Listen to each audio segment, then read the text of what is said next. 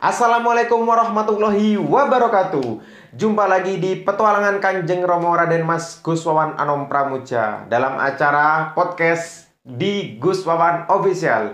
Bersama saya Santri Padepokan.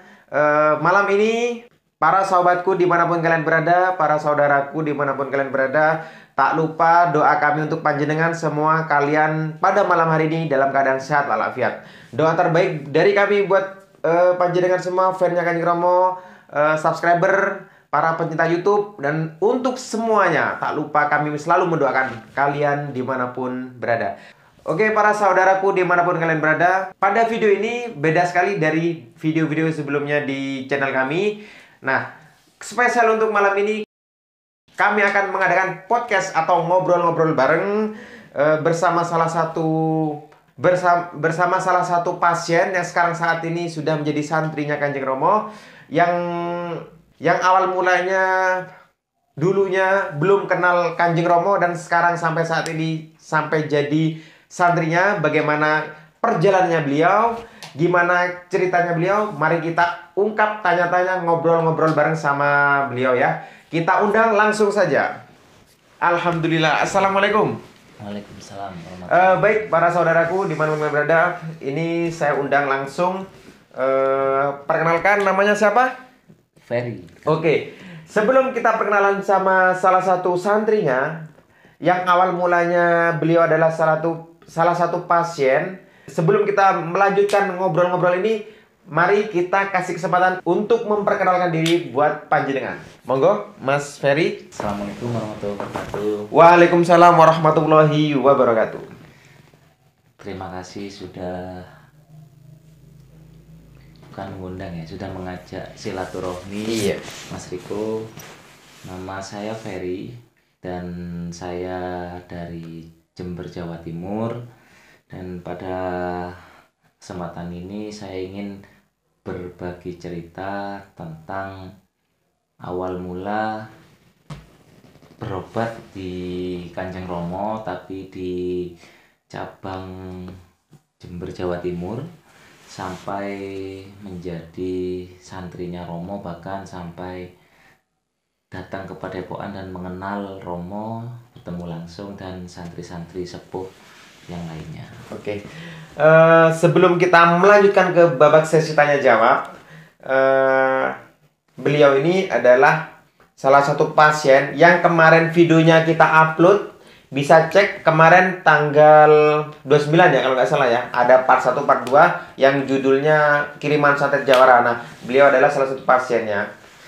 Oke, untuk melanjutkan pertanyaan, kita langsung tanya aja ya. Baik Mas Ferry, ini awal mula ini gimana sih ceritanya kok bisa sampai pertama kali mengenal Kanjeng Romo?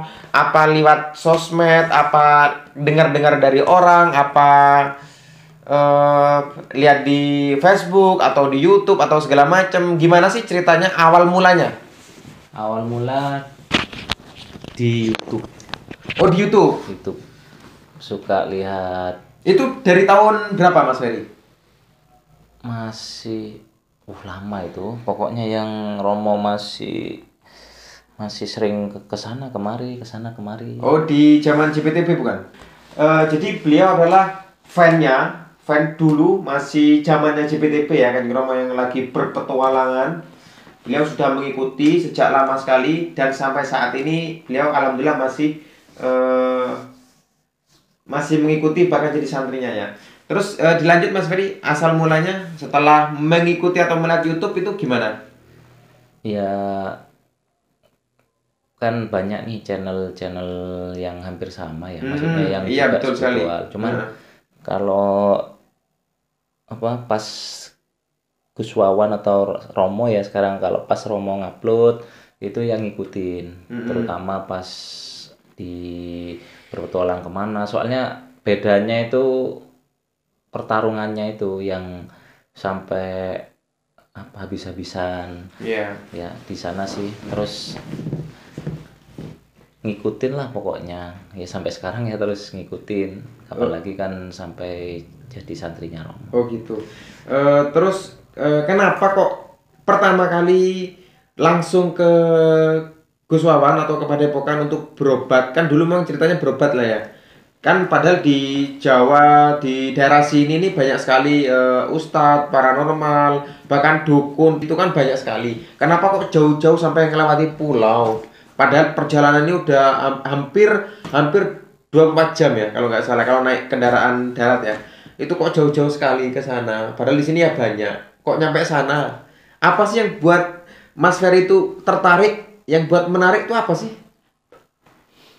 Jadi ke asal mula dulu ya, ya Kang ya. Ya. Jadi asal mulanya itu om saya yang sakit. Jadi di video sudah ada. Mm-mm. Jadi om saya sakit parah. Ada sih di sini fotonya. Waktu itu sebenarnya sih sempat ditangani oleh dokter, Mm-mm. kemudian ditangani oleh kayak semacam terapi. Terapi Itu kok hasilnya ya ada, cuman kurang maksimal. kurang maksimal. Justru ketika kambuh itu justru lebih parah. Saya itu kan adiknya bapak nomor dua Nomor 2. dari anak ketiga yang sakit. Bapak saya Pertama. anak pertama lah. Berarti adiknya bapaknya Mas Ferry yang nomor 3. Iya, nomor Oh, 3. iya, Jadi iya. dari Terus? 4 bersaudara itu. Mm. Lah, om itu sudah ditangani oleh beberapa lah spiritual. Ada yang ngomong kena orang, ada yang ngomong gini macam-macam. Macam-macam. Terutama sih memang hampir rata-rata bilang kalau diganggu orang atau kena orang. Karena memang di keluarga saya kan juga apa ya kasarannya sering memang benturan dengan orang terkait pekerjaan dan lain-lain. Karena sudah ditangani, saya nggak ikut-ikut awalnya, nggak ikut-ikut karena sudah ada yang lebih tua, ada adiknya bapak nomor 1, yang nomor 2 itu kemudian ada bapak, ada lek saya juga yang nomor terakhir, juga nyarikan syarat-syarat kalau di sini bahasanya. Tapi kok tambah lama om ini semakin drop. Bahkan saya pernah itu di salah satu rumah sakit besar di Jember ini. Itu om sudah masuk ICU atau UGD. Hanya bisa dimasuki oleh saudara hanya 1 orang. Waktu itu kebetulan saya maksa masuk. Melihat langsung kondisi dan ini sudah terpasang kan kalau dokter itu jantung. Jadi dikasih kayak yang di TV-TV itu alat. Terus di sini itu saya disuruh nyuapin waktu itu. Saya tuh melihat itu om itu wajahnya wis beda, terus wis kurus gitu, wis parah pokoknya. Nanti videonya fotonya tak tunjukin Mas Riko untuk. Jadi udah di dalam ICU yang dimasuki hanya beberapa orang-orang tertentu, orang lain gue nggak bisa ya, nggak boleh. Bisa. Jadi dalam kondisi yang sangat ya. kritis, memprihatinkan dan sudah pakai selang-selang seperti itu ya. Oh, terus gimana? Dari sana saya kan sebelumnya juga sempet sudah kenal jenengan kan, sudah kenal Mas Riko, cuman dalam artian saya itu sebatas teman biasa lah ya. Teman kenal teman kantor lah kan. Lah itu saya sempat ngelihat di status, bukan status sih, di Facebook. Facebooknya Mas Riko itu ada gambarnya Romo. Bener ya? Iya betul. Di Facebooknya Mas Riko ada gambarnya Romo. Akhirnya saya tanya ke, waktu itu belum kenal banget kan kita, cuman tahu wajah atau cuman lewat di sekitaran kantor. Nah itu saya nanya ke teman saya yang satu ruangan itu, kenal sama ini, oh ini Mas Riko, tuh divisi itu. Nah, akhirnya saya ngobrol lah sama Mas Riko. Waktu itu kan sebelum masih ya lumayan agak jauh itu jaraknya. Nah setelah itu nanya tentang kok bisa kenal Romo dan macam-macam. Nah setelah itu saya langsung ketika kejadian itu saya ingat kembali ke Mas Riko, karena pernah juga silaturahmi ke rumahnya Mas Riko kan waktu itu. Langsung akhirnya saya memberanikan diri ngomong ke keluarga untuk gimana kalau berobat di teman saya. Nah teman saya ini santrinya, saya bilang santrinya Romo. Untungnya tanggapan dari keluarga itu welcome waktu itu. Mengizinkan ya wes, kalau memang semoga jodoh, kalau memang sama-sama nyari lantaran kan bahasanya. Akhirnya datanglah ke Mas Riko. Itu sih awalnya. Oh gitu. Terus kok nyampe di berarti setelah kejadian itu kan Mas Ferry ini datang ke tempat saya. Itu kan sudah ditangani secara seperti ruqyah seperti itu ya. Dikirimi doa, terus setelah itu kan Mas Ferry sampai di Padepokan itu tujuannya untuk mengobati omnya itu, apa ada tujuan lain? Karena Mas Ferry kan 2 kali ya ke sana ya? 2 kali. 2 kali. Jadi yang kemarin ini kan, yang kemarin tayang teman-teman, itu pengobatan omnya Mas Ferry seperti itu. Itu memang om yang itu apa om yang lain lagi kok sampai ke sana? Sama. Oh sama. Iya. Jadi setelah Om itu di ICU, itu kan seingat saya itu mendekati hari raya. Intinya sih Ramadan ke hari raya waktu itu. Kan ditangani di Jember sini bersama santri-santri Jember, minta bantuan Mas Riko dan Mas Wawan dan lain-lain. Waktu itu ditangani, itu alhamdulillah ada perubahan lah ya, ada peningkatan. Kalau ya ini yang saya takutkan sih. Jadi kalau dibilang peningkatan itu bukan peningkatan lagi, tapi drastis berubahnya. Om itu kan pakai kursi roda.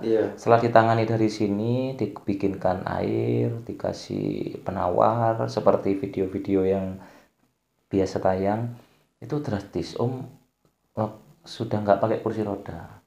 Cuman memang secara fisik masih kurus karena badan kan habis.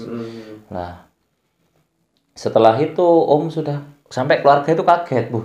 Diobat kemana? Ya adalah di sana gitu.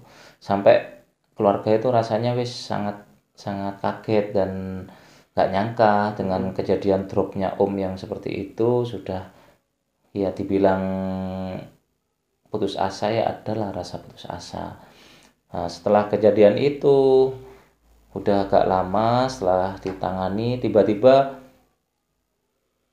saya kan ngelihat ketulusan, kan nggak mau dikasih uang ini Mas Riko ini sama santri yang lain tuh nggak mau, nolak. Apalagi kan memang kenal satu kantor kan. Itu dikasih Mas Riko ini, dikasih uang sama om saya, bukan saya sih, om saya itu untuk ucapan terima kasih karena kebetulan ponakan saya kan ikut waktu itu. Om nggak bisa ikut, cuman dilantari tanah 4 titik sama baju ya, foto dan baju yang dipakai itu. Setelah itu ada kejadian aneh sebenarnya itu. Itu setelah di pengobatan di sini kejadian aneh apa sebelumnya? Sebelum dibawa sebelum ke sini ada kejadian yang janggal. Iya. Seperti apa itu, Kang? Itu setelah saya ke sana, ke rumah Om, ngambil baju, ngambil tanah, ngambil itu kan bawa ponakan saya ke sini, anaknya itu yang cewek itu bawa ke sini. Nah, ketika di sini Om itu nelpon saya sampai 7 panggilan tak terjawab.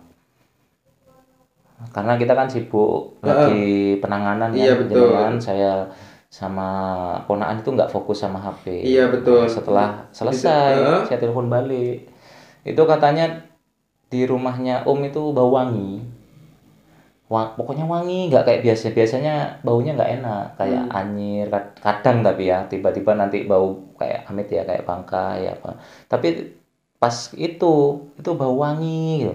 Om bingung, namanya juga orang sakit ya, bingung. Akhirnya telepon, cuman nggak keangkat. Setelah saya telepon balik, itu bau wangi kayak gitu. Udah sempat disampaikan sama waktu itu sama Mas Wawan, itu katanya Om sendiri yang cerita keanehannya di sana. Terus lanjut berobat di sini sih. setelah berobat di sini alhamdulillah banyak peningkatan. Terus sempet Om itu sakit lagi, bukan sakit sih apa ya, kayak drop lah Drop lagi bahasanya, lah ya. drop.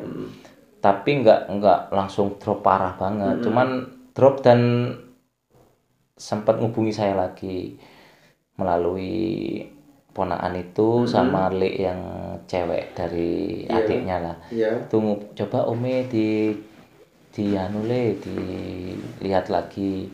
Setelah saya pulang kerja, saya lihat lagi memang ada sedikit keluhan. Saya gali lagi karena kita kan, kalau saya sih prinsipnya ketika sudah ditangani oleh satu orang itu saya nggak apa ya, sudah wanti-wanti ke keluarga jangan wis berpikir akan apa ada kiriman lagi atau apa, karena takutnya bisa pesennya juga kayak gitu.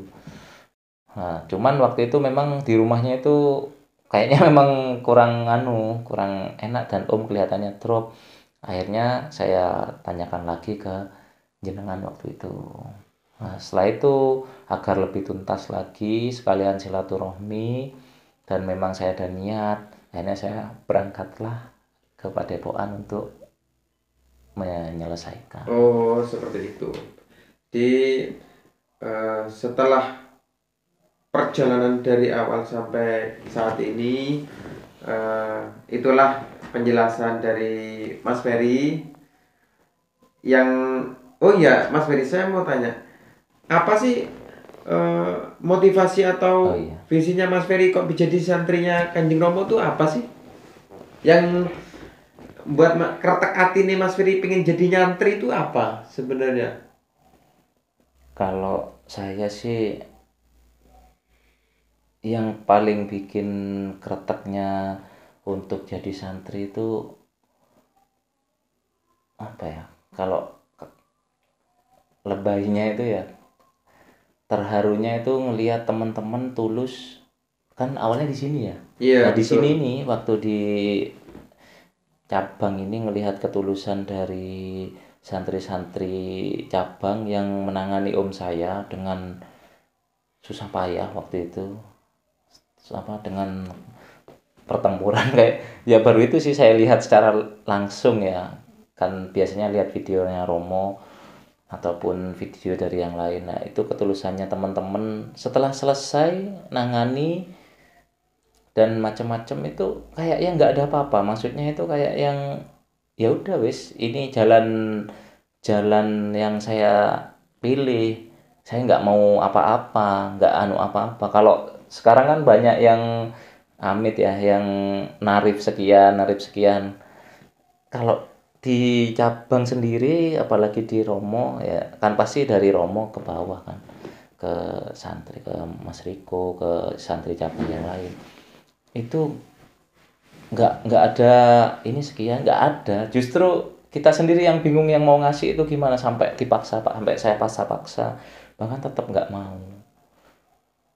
Jadi ya pinter-pinter kita malah yang mau ngasih sebagai rasa bukan membayar ya, tapi rasa terima kasih ya juga nggak sebanding dengan resiko yang Iya. diterima oleh teman-teman karena kan resikonya besar. Nah, dari sana akhirnya muncul kretek itu apa ya? Ya semoga saya bisa menjadi gimana kalau saya menjadi santri terus bisa punya ketulusan. Kalau masalah kesaktian sih saya ya nggak munafik ada ya, tapi itu nomor sekian sih bagi saya. Yang terpenting gimana kita punya ketulusan, apa ya, kok teman-teman ini rasanya sangat berarti bagi saya, terima kasihnya itu setiap video ini muncul atau setiap saya ngelihat video yang waktu teman-teman penanganan di sini itu di hati saya itu kayak yang nggak bisa diganti dengan apa rasa terima kasih. Nah, salah satunya saya juga akhirnya pengen gabung, pengen mengabdi, pengen belajar dari Romo gimana memiliki hati yang, atau ya hati lah, hati yang tulus menjadi santri seperti itu. Karena kan tulus itu bagi saya yang paling susah, apalagi zaman sekarang. Kalau sakti itu Romo mungkin ngasih kesaktian ke santrinya itu tinggal gini tok gampang, tapi Romo kan juga ngelihat ketulusan dari Lah ketulusan itu yang pengen saya pelajari dari teman-teman santri. Ya, betul sekali. Eh, saya mau tanya Mas Ferry ya. Selama Mas Ferry jadi santri, ada enggak untuk eh, pendaftaran atau SPP lah, istilah sekolah tiap bulan tuh ada enggak di sana sebenarnya? Jujur aja Mas Ferry, dosa loh, bohong. Dosa ini. Ada enggak tiap bulan harus bayar SPP sekian? Gak ada. Jujur aja nih teman-teman ya, ini tidak ada settingan. Kalian bisa tanya langsung, atau kalian panjenengan semua yang nggak percaya bisa langsung japri ke nomor Kanjeng Romo atau langsung datang ke sana. Gimana situasi kondisi dan gimana sih mekanisme di sana untuk menjadi santri seperti apa? Nggak usah jauh-jauh. Sekarang saya lagi bertemu dengan Mas Ferry yang awalnya dulu pasien, sekarang jadi santrinya. Dia sudah mengungkapkan semuanya, gimana sih rasa rasa sedekat hatinya beliau sama Kanjeng Romo, para santrinya seperti itu. Jadi untuk Mas Ferry, mungkin perjalanannya Mas Ferry banyak keluh kesah, banyak suka, cerita, duka, dan semuanya itu akan ada hikmahnya. Ya mudah-mudahan semua perjalanannya Mas Ferry itu ada suatu keberkahan, ada suatu hadiah sangat spesial dari Gusti Allah, itu pasti ada. Jadi kita ambil segi positifnya. Kita lanjut di part 2, kita akan berbincang-bincang lagi sama Mas Ferry lebih dalam lagi. Gimana keseruannya, gimana tanya jawabnya, ngobrol-ngobrol dekat di podcast Gus Wawan Official. Jangan kemana-mana, jangan lupa like, komen, dan subscribe, karena subscribe itu gratis. Assalamualaikum warahmatullahi wabarakatuh.